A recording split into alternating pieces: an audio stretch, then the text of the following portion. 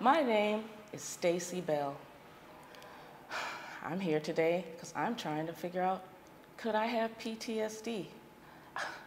I have lost a child. I have been molested. I have been addicted to drugs. It didn't take me long to get a few responses regarding people who had PTSD. Hopefully I can help someone else in the process. I am Madeline Carita. I was diagnosed with PTSD when I was about 9 years old. I've been through some shit I didn't emotionally heal from. I've lost my best friend. I've lost a child. I've just been through a lot of shits. You know, when I was 13, my father disappeared. In the last 2 months, I talked to him, and he told me he didn't want to see me anymore. You start to realize why you have PTSD the more you examine your life. It's not an accident when you develop PTSD. It's just you go through a lot of stuff, and nobody tells you how to handle it. The trauma in PTSD is self-defined, so it certainly can be those things. Your house can set on fire, your child could get murdered, you could see something, but trauma can also be being discriminated against because of the color of your skin or the way that you look. It could be something that happened in your childhood that you never told anybody about. It could be chronic instability or poverty that wounds us constantly. It doesn't have to be this big, huge thing. I don't know why I cry all the time. I'm learning all kinds of coping skills by trying to learn new things, which make me sick because it gives me anxiety because I have trauma, which I don't know if it's PTSD. Does it have to have a name? I'm not sure. PTSD is like a constant negative voice, no matter what you do. No matter how good you are, how skinny or how pretty, you keep hearing the same, you keep having the same flashbacks.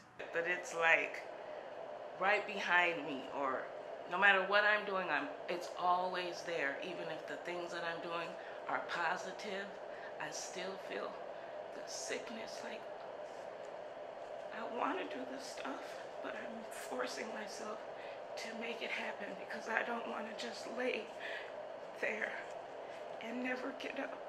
It's not in control of you. Either we control fear or it controls us, period. I get people who don't come out the house hardly, right? Or I'm gonna have to control the fear so I can get out and do and still live my life. For the nightmares, the sleepwalking, the relationships that you can't keep,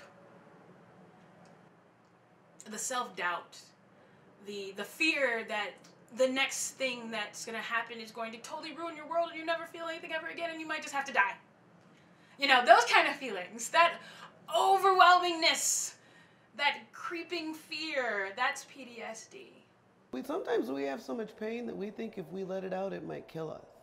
Like, if I let it out, I don't even know what might happen. I think that people would know that they need to get help if their life isn't meeting their expectations. We just don't feel good. How would you know that you needed to go get your throat checked out or when am I going to get sick and tired of being sick and tired? Does it create an inability for me to go where I want to go? So I can't, I'd like to date, but I don't know how to have relationships with men or women or anybody because I keep everybody out. Or I just move too close in. Is it creating problems? My anger creates problems. I'm the angry black woman at my job, so I've lost 5 jobs.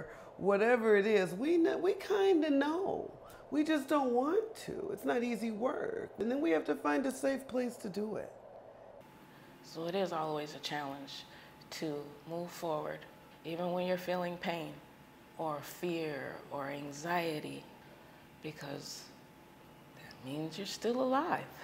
I do theater, I garden, I get to hang out with the most amazing kids that keep me so strong. I signed up for an electrician apprenticeship program. even this documentary. Yet, every day I feel sick inside. So I see strengths in you right off top. You running around, you doing all this stuff. Like, you're right. The things that you're doing, that's great. Things become unhealthy when they have a negative effect on our life, right? Or we're doing it too much. So now you a survivor. I'm telling you, you already won, girl. You got this. This hurts, but you got this, right? And I realize I try not to let it hold me back. So I do everything. I try to do everything, but I'm learning how to tell that little voice to shut the fuck up. Along the way, I can find out why I cry every day, or why I sign up for all these wonderful things and then don't want to go and do it. But I make myself, because every time I go someplace, I meet the most amazing people and I have the most amazing experiences. And I feel like I'm healing through the whole process. And I'm teaching my kids something at the same time about being brave and about trying new things and always keeping yourself open to anything and everything. So I figured I was going to be a goddess superhero. It always keep my personality in check.